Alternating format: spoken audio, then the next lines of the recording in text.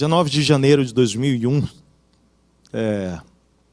à 1h30 da madrugada, mais precisamente, eu e Martinha estávamos de joelhos na nossa cama, em Curitiba, fazendo uma pergunta para Deus se deveríamos vir para o Rio Grande do Sul ou não. Nós tínhamos tido o privilégio até então de termos sido formados por Deus através da Igreja Batista, a primeira Igreja Batista em Curitiba, pastor Pascoal Piragini e Cleusa. Servimos ali 5 anos como pastores de jovens. E o Pascoal sabia do nosso anseio de ir para a África e nos preparou juntamente com jovens para isso durante aqueles 5 anos. Mas no ano anterior à nossa ida para a África, a suposta ida para a África, nós fomos convidados a vir ao Rio Grande do Sul para um retiro. E viemos porque a igreja que já havia convidado o pastor e tudo estava praticamente certo. Então nós viemos para estar com aqueles irmãos. O retiro foi um tempo muito precioso. E quando voltamos para casa, o Egon fez uma pergunta no ônibus, que eu não sei se ele vai lembrar, na hora de entrar no ônibus, ele disse assim: por que África e não Rio Grande do Sul? E eu disse: porque Deus nunca falou Rio Grande do Sul. E ele perguntou: mas e se Deus falar? E eu, na minha arrogância de 29 anos, eu disse: sim, ele não vai falar, ele já falou África. Estava com 29 anos de idade e pensando que eu tinha todas as respostas e conhecia Deus bem. Deus. Entrei no ônibus com a Martinha e quase chegando em Porto Alegre, em Curitiba, a pergunta foi do Espírito para nós, né?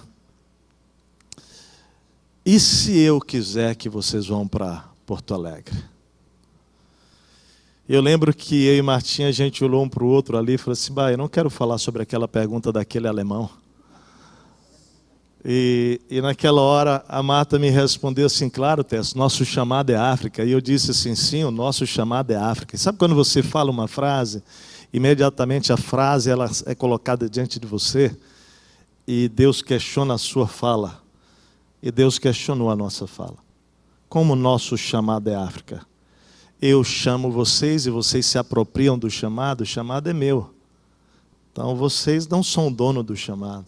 Então naquela hora Deus faz a pergunta no ônibus para nós: e se eu chamar vocês? Interessante que o Silvado tem parte nisso, porque a igreja tinha ligado para o Silvado para saber, para indicar, e o Silvado tinha indicado a gente, mas a gente já tinha respondido: não, a gente está indo para a África, né? Mas naquele ônibus a pergunta vem para nós, e a gente então entra numa grande crise, e mais ou menos 40 dias depois o pastor da Bahia responde para Egon e para a igreja de que Deus tinha dito que não era para eles virem, que eles não eram o pastor para esta igreja, que Deus teria outro pastor. Então eles entram em contato conosco e curiosamente, que eu sei que não tem nada de curioso sim, tudo é uma ação divina. O Egon liga para nós e na hora que o telefone toca em casa, o Espírito fala: é o Egon lá da Monte Serrat. E eu falei para Marta: Martinha, é o alemão lá da Monte Serrat.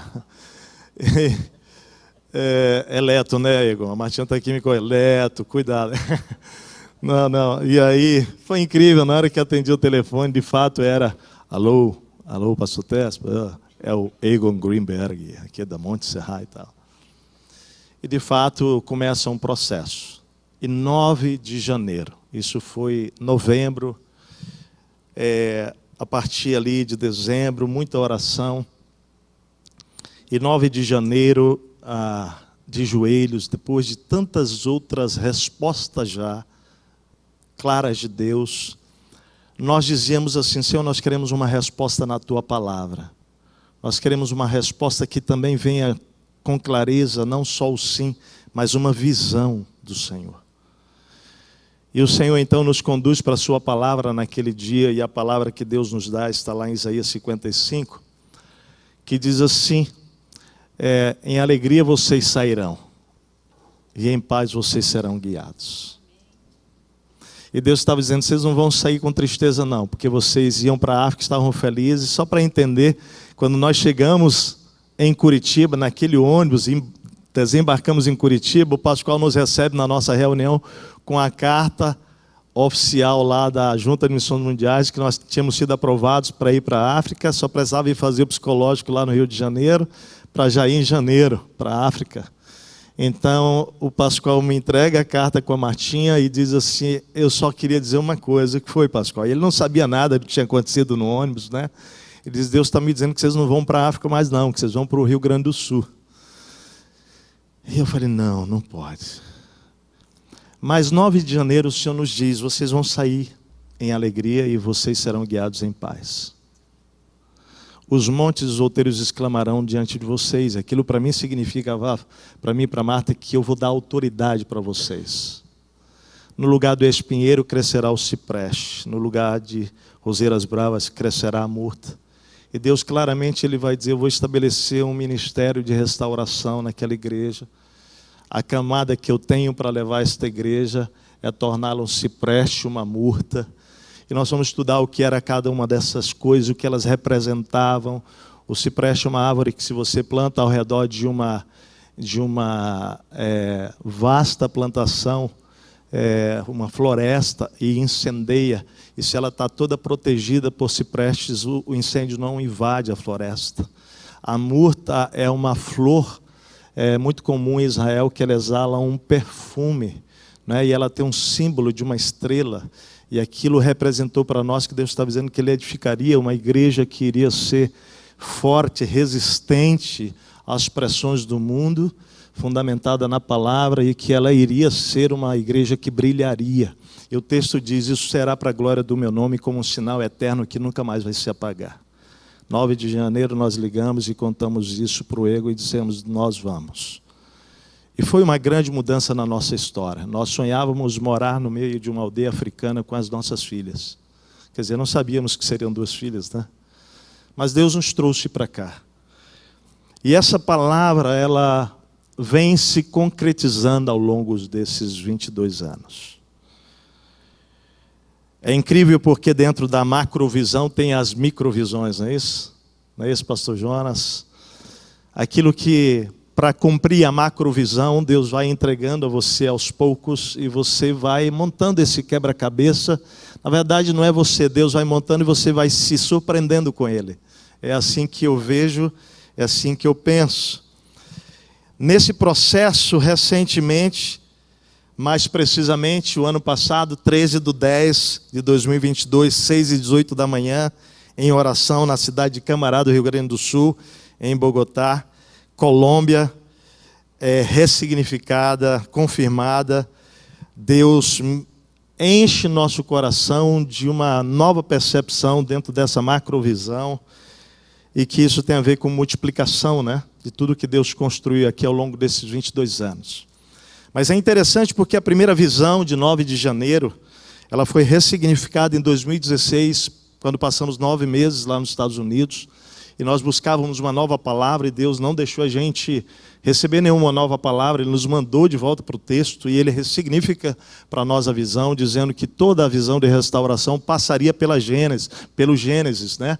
Que era, não há restauração sem redefinição do papel masculino pela palavra, ou uma volta ao papel masculino pela palavra, feminino pela palavra. A gente volta aos Estados Unidos e começa a entrar muito forte na igreja com a visão do que é ser um homem à luz da palavra, uma mulher à luz da palavra. E isso traz um novo degrau, uma nova camada para aquilo que Deus estava construindo desde 2001 aqui. Mas o que é importante, eu quero que você anote isso. Eu gosto de dizer assim, uma visão dada por Deus, ela precisa ser registrada. Ela precisa ser registrada. Porque ela tem dia, local e horário. Nós estamos falando de um encontro com Deus. Estamos falando de um encontro com Deus. Nem sempre, página 6, olha que interessante. Sempre teremos uma visão antes de que algo se transforme em realidade. Você crê que Deus faz com que visões se tornem realidade, certo? Sempre teremos uma visão antes de que algo se torne em realidade. Quando, embora a visão seja real, ela ainda não é realidade para nós. Presta bem atenção. Ela é real, mas ainda não se transformou numa realidade. Satanás então vem nos tentar e ficamos inclinados a dizer que não vale a pena seguir em frente. Em vez de a visão se tornar real para nós, nós entramos num vale de humilhação. E aí, Alfred Lowry, ele diz o seguinte: a vida não é como uma rocha de minério não trabalhado, mas como ferro extraído da escuridão do centro da terra e batido pela adversidade para moldá-lo e poder torná-lo útil. Eu amo isso aqui. Deus nos dá uma visão e então nos envia para o vale até que tomemos a forma dessa visão. Anota isso. O grande problema é quando a igreja percebe que o pastor fala de uma visão que ainda não foi encarnada na sua vida. E eu acredito nisso, que Deus, quando nos dá uma visão, Ele primeiro vai nos levar para o vale da humilhação, do quebrantamento, para que essa visão se torne uma realidade primeiro fala em mim, em nós. E é no vale que muitos de nós desfalecemos, desistimos. Toda visão dada por Deus será cumprida se tivermos paciência. Basta pensar no tempo ilimitado que Deus tem à sua disposição, né? E eu me lembro bem quando eu cheguei aqui com a Martinha, e a igreja tinha 92 pessoas, e nós cheios de sonhos, 48 pessoas era em média o que frequentava a igreja naquele tempo. E nós então tínhamos saído de uma igreja de 2.800 pessoas para vir para essa realidade. Com tanta coisa que a gente tinha vivido naqueles 5 anos, a gente queria chegar o mais perto possível daquele tempo, daquela história, daquela realidade. Só que Deus tem o tempo dele. E até que a visão se torne uma realidade em nós, Deus vai trabalhando isso aos poucos. E no nosso caso, a gente começou a ver sinais da visão que Deus tinha dado para nós 7 anos depois. Sinais, 7 anos depois. Por 7 anos, nós temos hoje 22 anos. Quando nós tínhamos 21 anos de ministério, Deus dividiu o nosso tempo, num tempo de oração nosso, em 3 etapas de 7 anos. E os primeiros 7 anos, eu posso dizer claramente para vocês, Deus estava encarnando a visão em mim e na Marta. Nós estávamos passando pelo nosso processo de restauração. Isso foi muito forte. E nesse processo Deus não está ansioso. Fala para o teu irmão aí, Deus não está ansioso não, querido.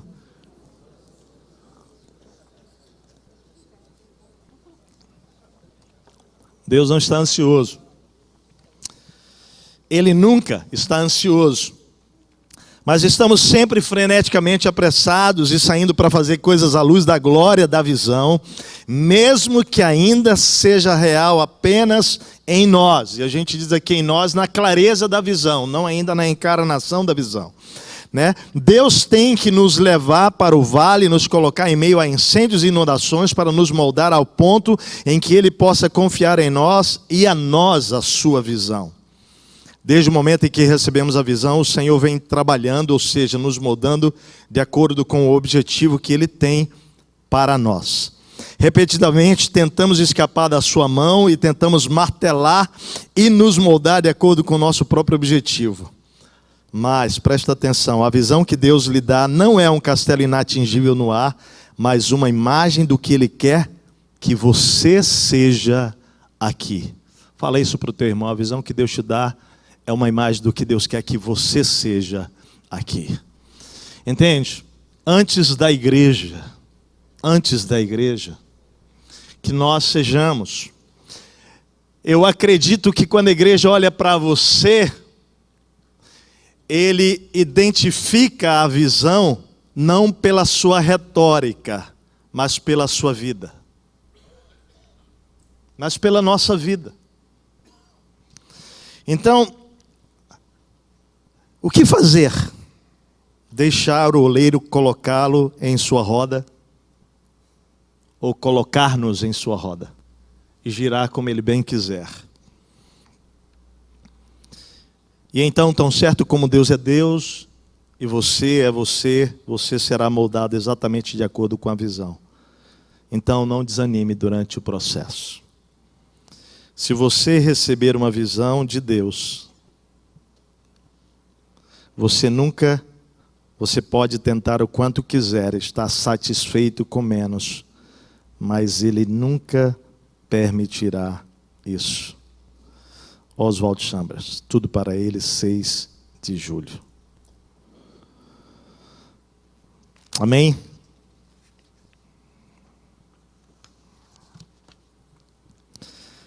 Combinando então alguns pensamentos aqui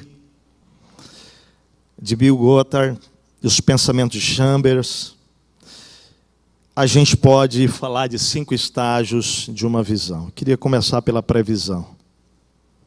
A previsão, ela é esse santo descontentamento, esse santo desespero, onde a gente vê uma circunstância, uma situação. E Stephen Covey diz o seguinte, ele fala acerca de discernir a dor por detrás do que você vê, por detrás do problema. Para uma visão é indispensável a previsão. E o texto que aparece aí para você, eu queria que você anotasse, não aparece, é Êxodo capítulo 2, versículo 11 a 13. Êxodo 2, 11 a 13. Eu queria que você pudesse ler comigo esse texto.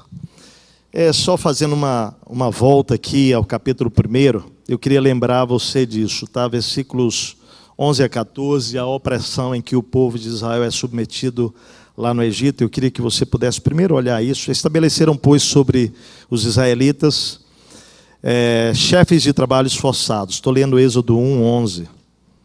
Para os oprimir com tarefas pesadas, e assim os israelitas construíram para o faraó as cidades celeiros de Pitom e Ramsés. Todavia, quanto mais eram oprimidos, mais numerosos se tornavam e mais se espalhavam. Por isso os egípcios passaram a temer os israelitas e os sujeitaram à cruel escravidão, tornaram-lhes a vida amarga, impondo-lhes a árdua tarefa de preparar o barro e fazer tijolos e executar todo tipo de trabalho agrícola. Em tudo os egípcios os sujeitavam à cruel escravidão. Você conhece toda a história. Quando as duas parteiras, então, o plano estratégico dá errado, porque eles contratam as parteiras israelitas, né? Então, elas não matam as crianças ao nascer. Então, depois, o faraó vai e readministra o plano, dizendo para matar os recém-nascidos. E Moisés, então, sabiamente escondido por 3 meses, depois é solto naquelas águas e vai ser acolhido pela princesa, e ali ele cresce no palácio. E agora a gente vai para o capítulo 2, versículo 11. Certo dia, olha comigo, sendo Moisés já adulto, foi ao lugar onde estavam seus irmãos hebreus e descobriu como era pesado o trabalho que realizavam. Viu também o egípcio espancar um dos hebreus. Correu o olhar por todos os lados e, não vendo ninguém, matou o egípcio e o escondeu da areia. Quero destacar algumas coisas na previsão importante aqui. Primeiro, esse santo descontentamento, geralmente, que a gente vai chamar de previsão, surge de um encontro com a circunstância à nossa volta. Presta atenção.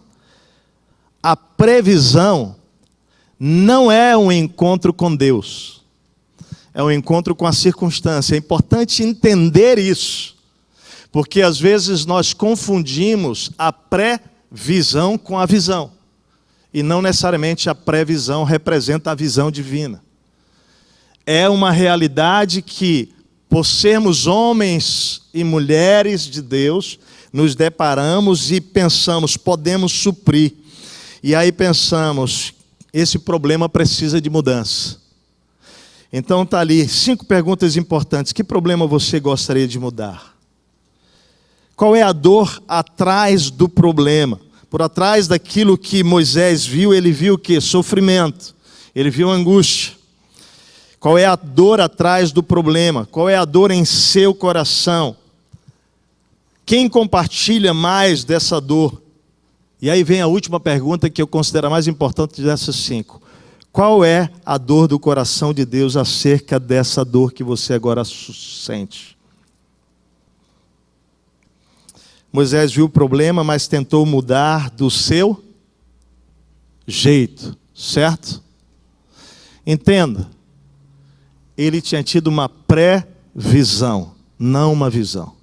A previsão, ela pode mover você a agir para resolver o problema.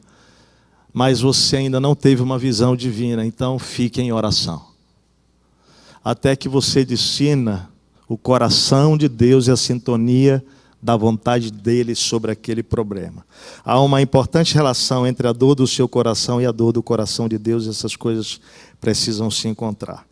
Por que isso é fundamental? O versículo 12 mostra lá que ele então tenta resolver isso. Olha de um lado, olha do outro. Não vem ninguém, vai e mata o egípcio, esconde na areia. Aqui nós temos um assassinato com ocultação de cadáver. Artigo número qual, Ranulfo? Qual é? Ranulfo está aí? Né? Então, crime grave. Né? Então, observa bem que profundo, um homem sincero tentando resolver um problema sem que tivesse uma visão de Deus. Ele tinha uma pré-visão. Tá? Qual é o problema disso? Ao resolver com as próprias mãos, e eu posso dizer isso realmente, apenas com 27 anos de ministério, já cometi esse erro, identificar algo, uma necessidade, meu coração queimar e sair para resolver e depois criar um problema para mim mesmo e para a igreja. Deixa eu falar uma coisa para você. Não resolve os problemas sem a visão chegar. A gente pode causar um problema para nós. O caso dele se tornou o quê? Fugitivo, não é isso? Fugiu, vem medo e vem problema. Porque observa bem o problema que ele trouxe para ele. Está lá no versículo 15. Quando o faraó soube disso, procurou o quê? Matar Moisés. Então o cara criou um problema sinceramente errado. Vamos para a segunda parte aqui. Nascimento de uma visão. Nascimento de uma visão. Surge de um encontro com Deus e da compreensão de que Ele quer responder a esse santo descontentamento, a essa dor. Êxodo 3, de 1 a 10. Bom, capítulo 2, de 13 a 22, você conhece a história ali, o que vai acontecer realmente, né? Nessa fuga, ele vai chegar e conhecer na terra de Midian, o sacerdote de Midian, Jetro, que tinha 7 filhos, e naquele poço tem um encontro. Ele salva aquelas mulheres, aquelas filhas que estavam ali para tomar água, levar água para a cisterna deles, alimentar os rebanhos. Ele socorre no momento ali onde elas enfrentam uma situação difícil. O pai então manda que elas tragam ele chega naquela casa e ali ele vai ser acolhido e ele passa a viver na terra de Midian e ele ali se torna, ganha uma esposa, constitui família e ali ele vai então passar por uma nova fase da sua vida. 40 anos de palácio e agora ele entra num processo de 40 anos de formação de Deus para poder realmente cumprir a visão de Deus. É muito lindo o processo, porque é nesse período que a visão está nascendo. Mas, de novo, a visão nasce de dentro para fora. Fala comigo assim, a visão nasce de dentro para fora. Antes de ele receber a visão de Deus, Deus está encarnando a visão dentro dele. Lembra bem de algumas coisas que Deus teve que fazer na vida de Moisés. Moisés, ele, ao ver o problema, ele se irou, certo, gente?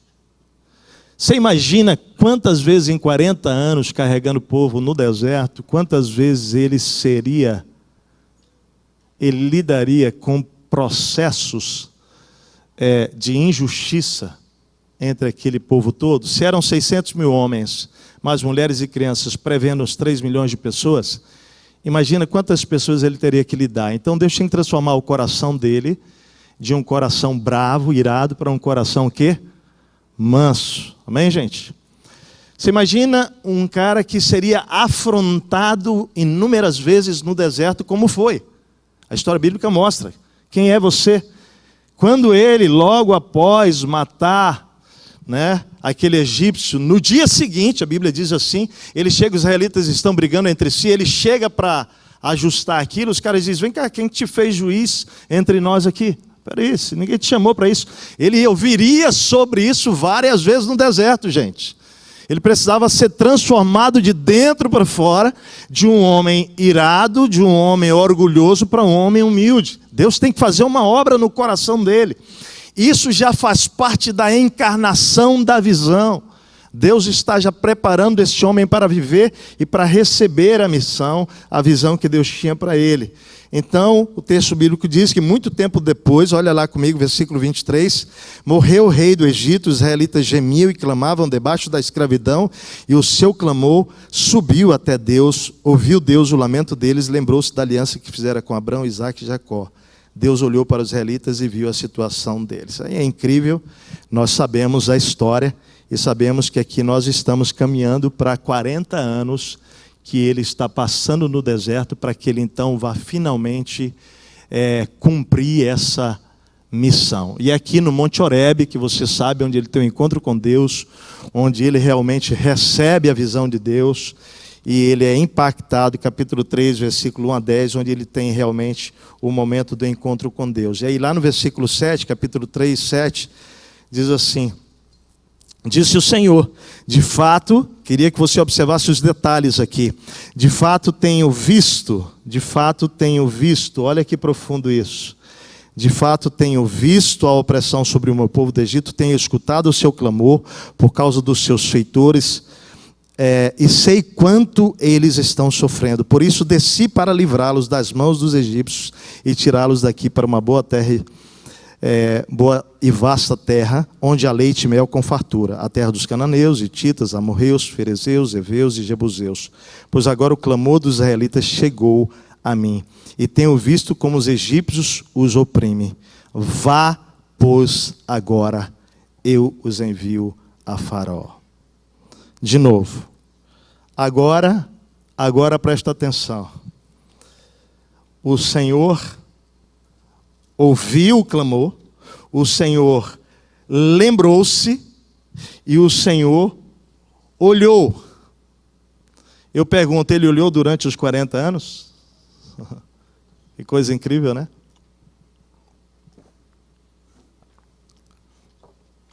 Mas depois de 40 anos, aquilo que ele sente, agora Deus fala, agora chegou a hora. Agora chegou a hora. Então, nasce a visão, por quê? Porque agora não é fruto de um olhar da circunstância, agora é fruto do olhar divino e uma ordem de Deus. Essa é a grande mudança. Agora você vai. Eu olhei, eu vi, o clamor chegou ao meu coração, agora vá. Agora nós temos uma visão.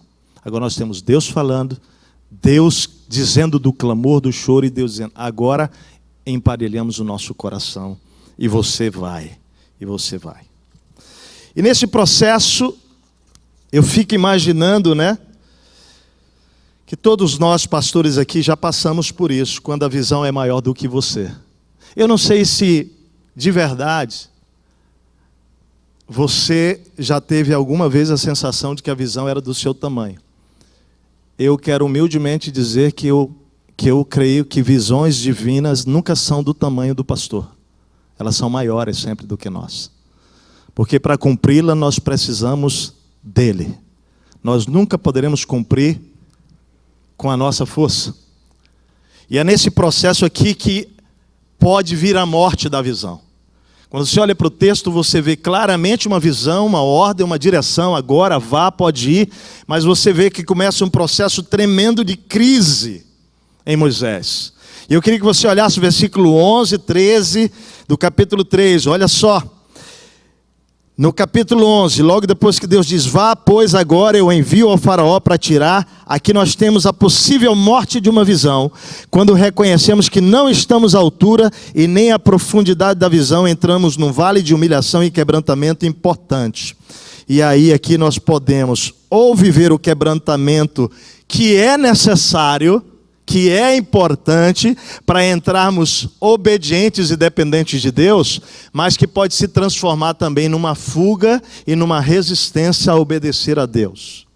E nesse processo nós temos um homem que começa a fugir da missão, e que essa visão pode morrer.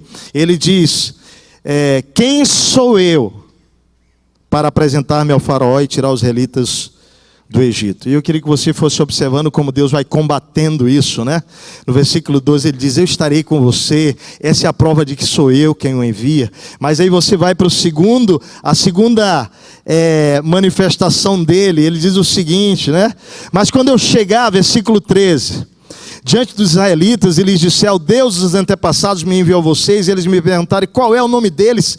Que lhes direi? Disse o Senhor, eu sou o que sou. É isso que você dirá aos israelitas, eu sou, me enviou a vocês. Você vai vendo aqui desculpas, né? Que tem a ver com impotência, com sentimento de insegurança, de dúvida, insegurança honesta, porque quando estamos diante de uma visão maior do que nós, a gente tem medos. E aí vale dizer que às vezes o sentimento é da impotência, e isso é um perigo, não é? Mas ao mesmo tempo pode nos levar para olhar para Deus. Nós temos o perigo da autossuficiência, quando diz assim, Deus, até que fim que você viu que eu posso? Até que fim que você percebeu que eu era o cara para esse projeto? Tanto um lado quanto o outro desvia o nosso coração daquilo que é a dependência de Deus para viver essa missão e para cumprir essa missão. E aí nós vamos olhando aqui o terceiro obstáculo, capítulo 4, versículo 1. Moisés respondeu, e se eles não acreditarem em mim, nem quiserem me ouvir, disserem, o Senhor não lhe apareceu não acreditamos nisso. Aí o Senhor responde, que é isso em sua mão? Aí ele tem uma vara, você conhece, ele joga no chão, aquilo se transforma numa serpente, Deus vai e manda ele pegar a vara, pela cauda ele pega, aquilo se transforma de novo numa vara. Ele diz, olha, se eles não crerem nisso aí, você faz o seguinte, põe a mão no peito, fica leprosa, fica alvo como a neve. E ele diz, põe de novo a mão no peito, e aí ele põe a mão, volta ao normal, e diz assim, ó, eles vão crer nisso, eles vão crer, são sinais. Mas se não crerem, você lá e pega uma porção de água do Nilo, joga na terra, e ela vai se transformar em sangue. E aí Deus vai falar com esse homem, presta atenção, dando recursos sobrenaturais, autoridade, mas ele está diante de um momento onde aquela visão pode morrer por causa da sua crise interior, da sua crise de valor, da sua crise de fé.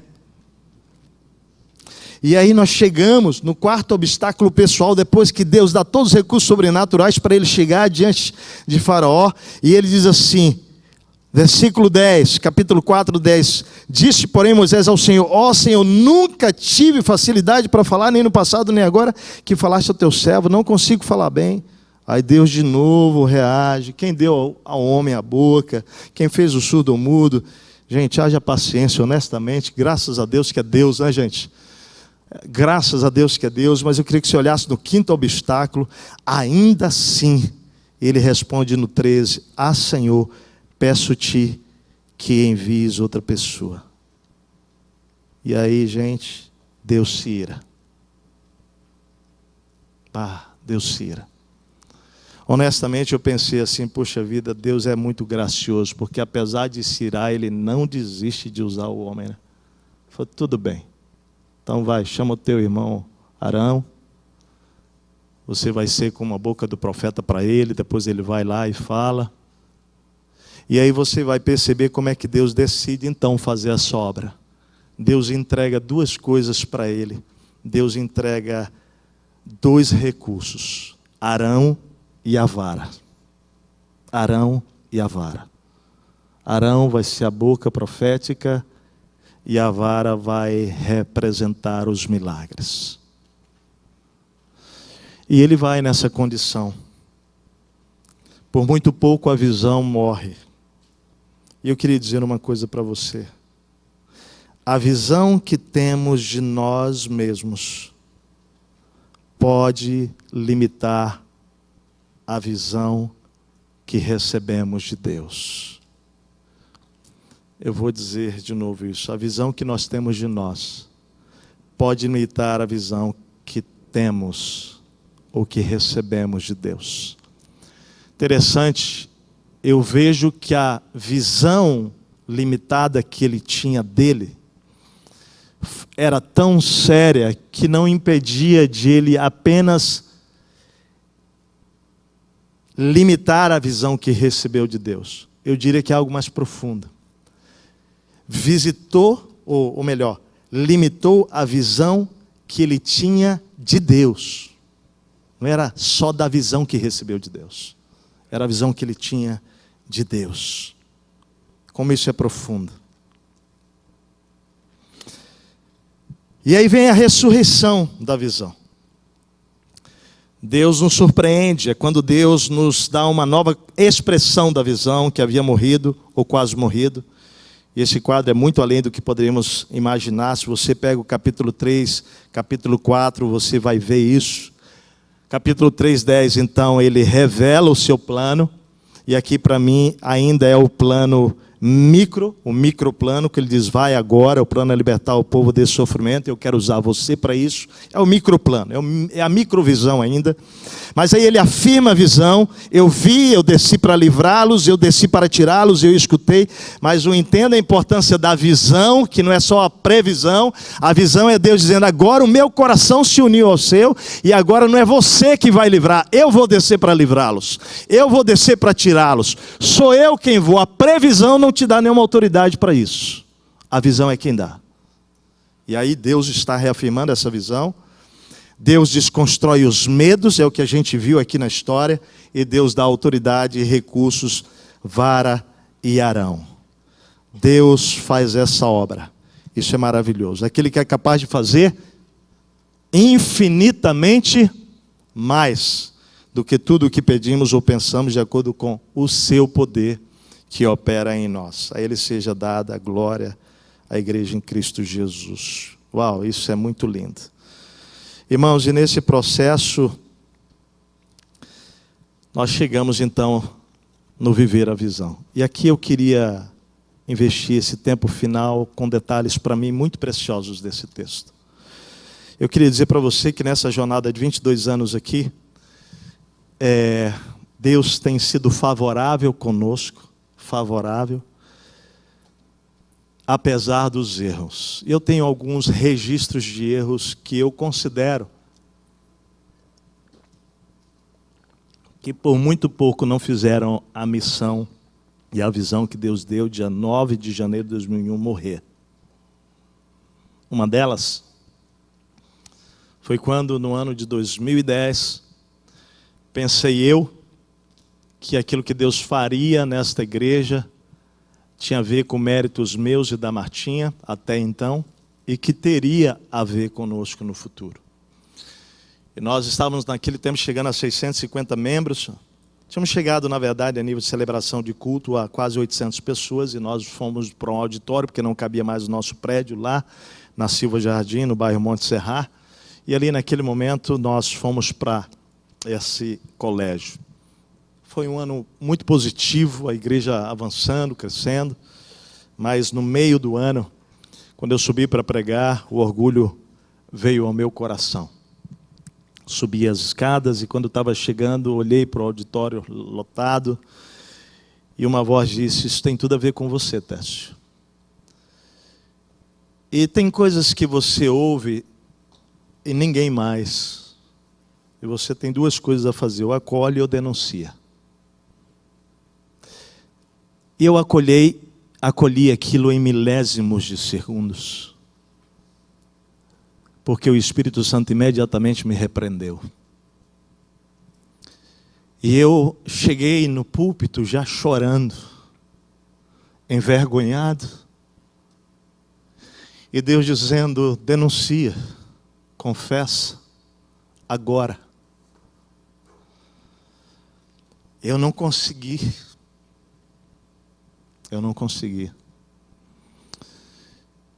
E daí para frente, literalmente, Deus permitiu que algo especial acontecesse para salvar a minha vida. Eu não digo salvar essa igreja porque a igreja dele é Ele quem salva e não depende de nós para isso, amém, gente? Mas salvar a minha vida, nossa família e o meu ministério. que não é meu, é dele, mas que ele havia me confiado aqui, nos confiado. De junho a dezembro, nós terminamos aquele ano com uma frequência média de 300 pessoas, 350. De 800 para 350 em 6 meses. E quando a gente volta para nosso prédio, porque aí era verão, e a gente tinha feito o contrato para pausar 12 de setembro, ou 12 de dezembro, voltar para o prédio, voltar em março, depois de uma avaliação. Deus vai trabalhando no meu coração, de junho a agosto, para eu denunciar. Em agosto ele me leva para Daniel capítulo 4, e me leva para Nabucodonosor. E ele me mostra que o meu engano é o mesmo de Nabucodonosor. E ele diz, eu cortei a árvore no toco, porque ainda tem esperança. Te arrepende, ó rei. Confessa o teu pecado. Assim ainda vai ter esperança para você. Essa palavra veio, sabe que dia? No dia do meu aniversário, 24 de agosto. Eu dizendo para Deus, Deus, eu quero uma visão, porque estava, mas na verdade era desesperado com o que estava acontecendo. Eu tenho que fazer alguma coisa. E Deus então me leva de madrugada, eu acordo, e Ele fala, você quer mesmo receber a visão? Quero. Então vai para a palavra, eu quero que você abra lá em Daniel, que eu vou falar contigo. E Ele me leva para o capítulo 4, Ele me coloca de frente com o meu pecado. E Ele diz, você denuncia. E queridos, dali para frente eu chamei a Marta, confessei o meu pecado para a Martinha, tão envergonhado. E tudo começa de dentro para fora, amém? Conto para minha esposa. A gente começa a orar. Dia 12 de dezembro, que era o último culto, 5 de dezembro, era o último culto lá. Eu prego uma mensagem voltando à essência. E eu digo para a igreja o meu pecado. Peço perdão. Reúno a liderança depois, dizendo, irmãos, eu me sinto envergonhado. Porque era para eu ser um instrumento de santificação dessa igreja. Mas ao contrário disso, eu fui de orgulho. O orgulho precede a queda, a ruína. E disse para eles que eles tinham toda a liberdade, de receber o meu ministério de volta. Eles tiveram compaixão e nós fizemos uma aliança de que nós nunca mais, eu mesmo, nunca mais iria permitir essa mentira tomar o meu coração. Interessante, nós retomamos a jornada e de lá para cá eu só posso dizer que tudo que temos vivido aqui é milagre, porque eu sei que multiplicação não é produzido por homem, é por Deus. A minha postura mudou de coração, mas também a importância de entender que o ministério ele nunca foi solitário, ele nunca foi sobre nós, foi sempre sobre Deus e sobre um grupo de homens e mulheres humildes que dão as mãos para cumprir a missão de Deus na terra. Então agora, nessa última parte de viver a visão, eu queria que você entendesse que, como eu creio nisso aqui. Observe os detalhes do texto aqui, talvez a ênfase principal minha seja aqui agora. Viver a visão é fruto de ter a visão em nosso DNA. Lembra o que eu disse? A visão é encarnada, E essa visão ela é transferida para sua família, para sua equipe, para a igreja, e isso vai gerando um movimento espiritual de multiplicação no mundo. Eu queria que você olhasse agora capítulo 4 de Êxodo e observasse esse momento em que a visão ela vai se cumprir agora. Depois Moisés voltou a Jetro, seu sogro, e lhe disse, preciso voltar a Egito para ver se meus parentes ainda vivem. Percebe? A visão está lá, está clara, agora ele precisa fazer o quê? Cumpri-la, Viver. Quem é que ele procura primeiro? Jetro. Deixa eu dizer uma coisa para você. No processo tem A, B, C e D para você aí, Observa bem, como parte de caminhar na direção da visão para cumpri-la, é preciso compartilhar antes, pois Moisés não pode cumprir sozinho. Então, Moisés conta primeiro para Jetro, seu sogro. Deixa eu te dizer, uma das coisas que eu aprendi na jornada é que visão você tem que partilhar com pessoas de confiança sua. Então coloca aí primeiro Jetro, ele representa a pessoa de confiança. No processo da visão de viver, partilha a visão com alguém, pode ser um amigo, pode ser teu pai, tua mãe, um sogro, alguém que vai orar por você e que vai interceder pela tua vida. Segundo, olha que interessante no texto, Jetro lhe respondeu, vai em paz. Ora, o Senhor tinha dito, versículo 19, 4:19, a Moisés em Midian, volte ao Egito, pois já morreram todos os que procuravam matá-lo. Então Moisés levou sua mulher e seus filhos montados no jumento e partiu de volta ao Egito. Levava na mão a vara de Deus. Então aqui, você não vai para uma visão sozinho, amém? Quem é que ele está levando? A sua esposa e filhos. Então você coloca aí o segundo nível de partilha da sua visão, da visão de Deus. Partilha com a tua família, porque você não vive visão desconectado da sua família. Deus vai usar você e a sua família nesse processo. Terceiro, queria que você virasse lá para o versículo 27. Então o Senhor disse a Arão, vá ao deserto encontrar-se com Moisés. É muito importante você entender isso aqui.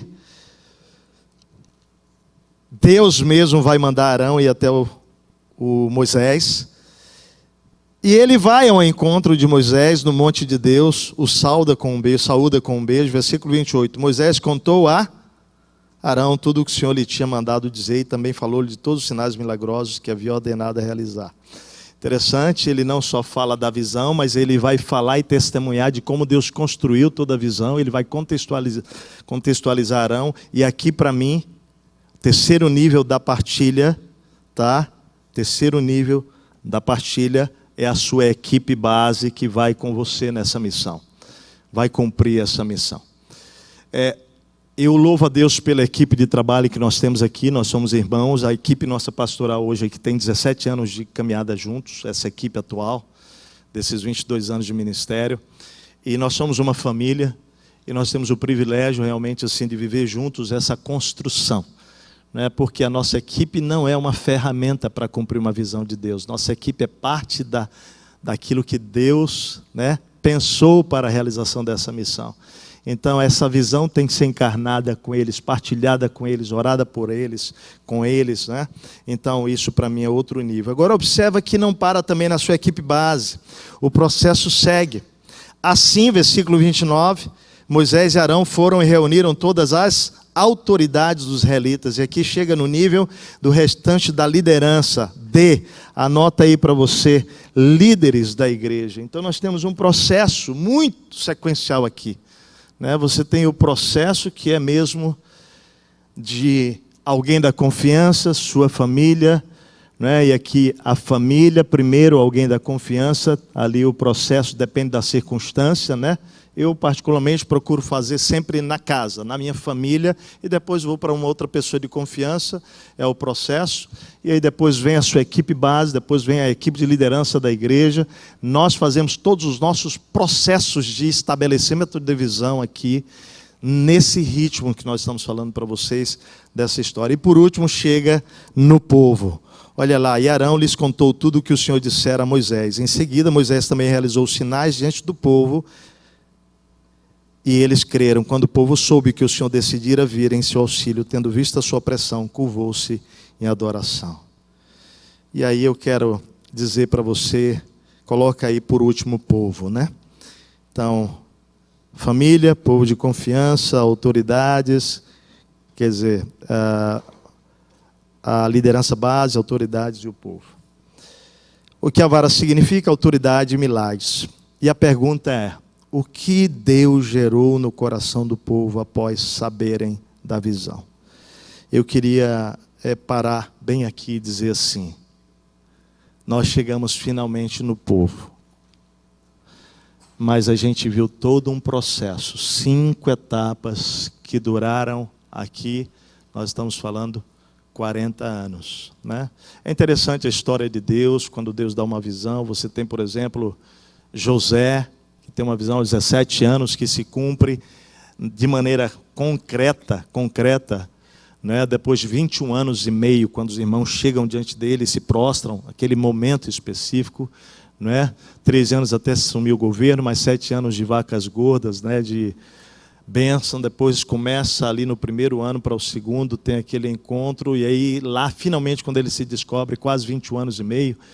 Então, incrível, quanto tempo para que uma visão, você vai olhando para a história bíblica e você percebe Moisés, 40 anos, e aí ele começa a viver a visão e vai viver essa visão em mais 40 anos.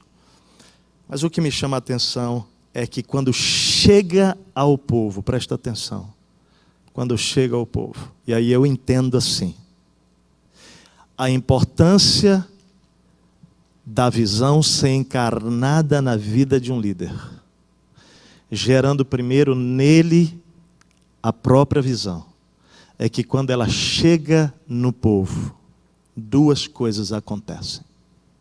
O povo o quê? Crê. Fala comigo, o povo crê. E aí para mim vem o mais importante, sabe o que é? O povo adora a Deus antes da visão se cumprir. Eu vou repetir isso. O povo adora a Deus antes da visão se cumprir. Olha o texto. Tendo ouvido toda a história, eles creram, e o texto diz que eles curvaram-se em adoração. A visão não tinha se cumprido ainda, mas eles já podiam adorar. A minha oração tem sido isso na nossa história, né, Marta? Nossa oração.